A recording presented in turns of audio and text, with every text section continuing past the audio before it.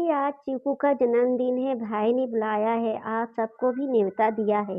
कुमुद सास कोयल जी से बोली, नहीं बहू, तुम और रजत ही चले जाना, मैं और रमा घर ही रहेंगे।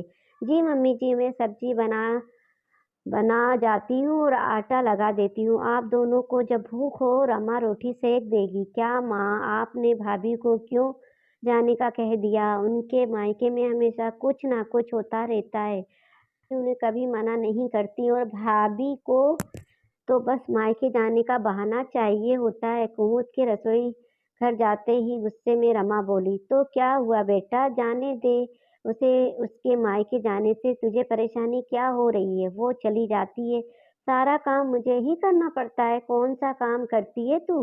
वो सारे काम करके जाती है, बस रोटी ही तो बनानी है। फिर भी भाभी का हर दूसरे तीसरे महीने मायके जाना क्या सही है? ऐसा तो वो हमें कभी अपना ही नहीं पाएगी। कुमुद की शादी को साल भर ही हुआ था। उसके मायके में मम्मी पापा, 3 बड़े भाई और उसके 6 बच्चे थे। क्योंकि परिवार बड़ा था इसलिए हर दूसरे तीसरे महीने उसके मायके में ही कोई ना कोई फंक्शन होता रहता था। कभी किसी का जन्मदिन तो कभी शादी की सालगिरह।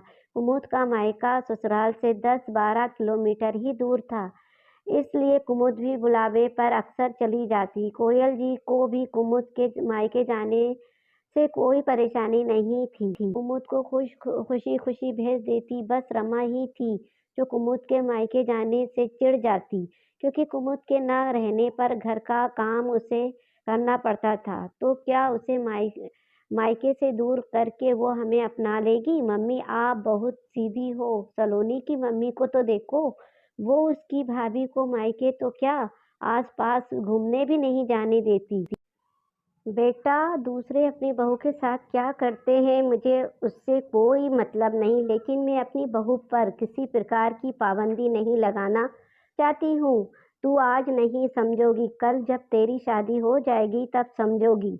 बेटा को इतना ही प्यार करने वाला ससुराल क्यों ना मिल जाए, पर मायका का मोह कभी कम नहीं होता। मायके जा कुछ देर के लिए ही सही, पर हम अपनी परेशानी जिम्मेदारी से थोड़ी देर के लिए आज़ाद हो जाते हैं। तेरी दादी मुझे मायके नहीं भेजती थी, कहती थी मुझे अब घर का काम नहीं होता, बस कभी शादी विवाह में ही जा पाती। माँ बाबा की बीमारी पर खैर खबर लेने या अपने भतीजों के जन्मदिन सालगिरह पर कभी गई ही नहीं। मैं नहीं जाती। मायके से दूर रहने की जो बेचैनी मैंने महसूस की है, मेरी बहू भी करे। कहते हुए कोयल जी की आंखें नम हो गई।